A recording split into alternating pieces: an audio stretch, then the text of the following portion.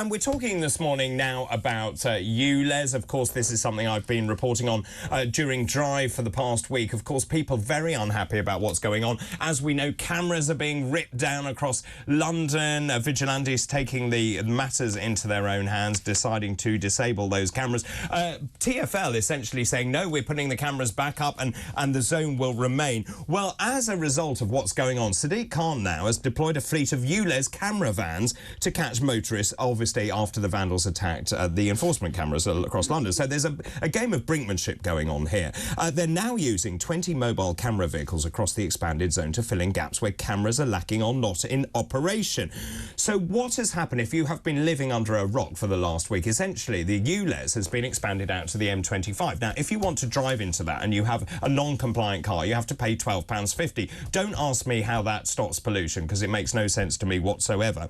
And they have 2,700 automatic number plate recognition cameras.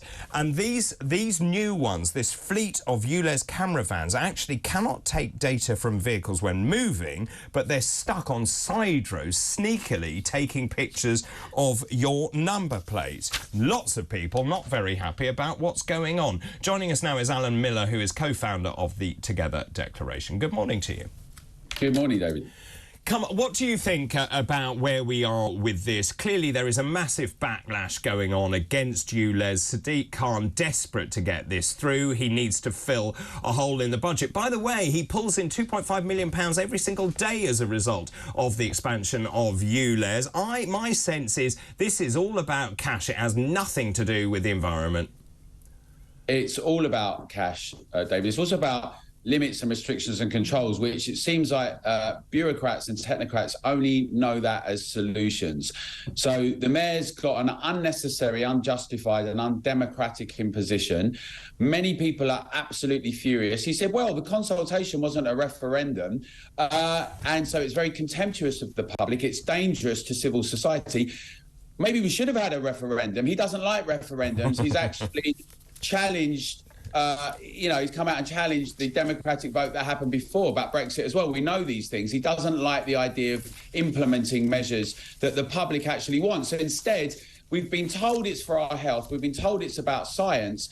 And yet the very reports that they've funded and had then had Imperial do some due diligence on were demonstrated that this is not actually the case. The claims about lungs and children and the Queen Mary University report, it's not the case. It's not. And they try to intervene and limit. So what we've got is now the public and many people furious, confused, feeling like they've been treated with contempt. And now more money being spent on more attempts for surveillance and implementation of this. This needs to be sacked and scrapped. It needs to go. And it's really interesting. You mentioned there the evidence. Of course, this was published in The Lancet. It found no evidence of health benefits to children. Sadiq Khan didn't like that. He got Shirley Rodriguez, who's the deputy mayor, to intervene and got the authors to change the studies to suit Sadiq Khan's narrative. So it has absolutely nothing to do with that. I find it extraordinary that Sadiq Khan is cracking on with this, but when you think he makes £2.5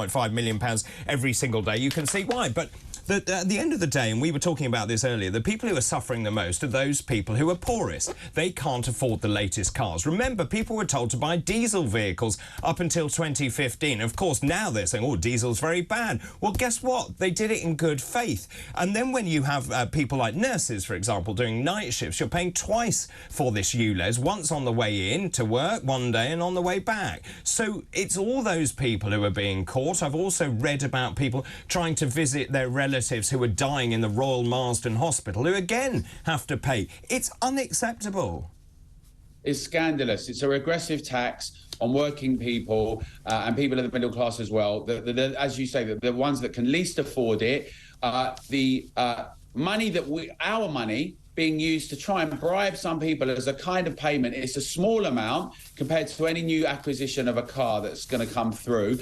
And then if you've got 50% of vans that are not compliant outside of London, that is hugely impactful and detrimental to business, small business, independent traders and workers. The idea that this comes from someone who says allegedly has got Labour in their title is just beyond comprehension. That's why many in the Labour Party have challenged him, and others in trade unions have said this is a really wrong attack And the more people can have their voices heard, the better. We need to encourage everyone to get involved in challenge, both inside and outside London. This is not ended, and it's part of a broader challenge by the public in Britain against low emission zones, clean air zones that have been imposed against the interests and against the responses of the public. We've seen in the Midlands, tens of thousands of people have not paid. Birmingham City Council now have not been able to have that executed. The appeals have been upheld.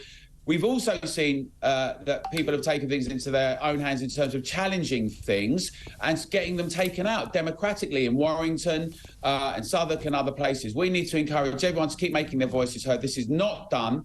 And this is all underpinned by a question about net zero, which is going to mean limits, restrictions, looks like surveillance everywhere as well. This is not the British way. We need to say this needs to end and it's got to stop. I mean, you've even got people like Hampton Court Palace giving advice how to avoid ULEZ cameras. This is absolutely ridiculous. I mean, you have to read this article. Essentially, they've been telling people that actually they will not be seen by the Mayor of London's cameras if they turn left when they exit. So you've even got institutions saying, you know, you need to avoid these cameras, and they're deeply worried about revenue. I think you make a great point. I'll ask Renee to come in on this.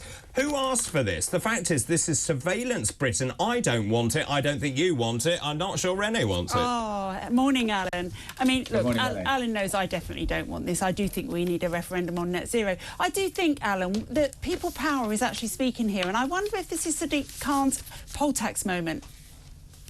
I think you're absolutely right, Renee. I think the thing is, there's a number of things. There's people who are very active that are challenged politically and of getting people involved in campaigning. There's people that have taken it upon themselves, or a variety of people, to sort of do measures to stop it. And there's a much broader public sentiment that this is just not acceptable. And I absolutely think that. It's interesting that Hampton Court would do that. A left turn to defeat Khan. It's a funny moment, isn't it? Well, I think it is. And of course, this obsession with net zero is enshrined into law under the Climate Change Act. I mean, this is the nonsense. And of course, the government is there by the consent of the people, and people didn't vote for this. And I agree with Renee that we need to have a referendum on net zero. Alan, thank you so much for your time. Thanks, Alan.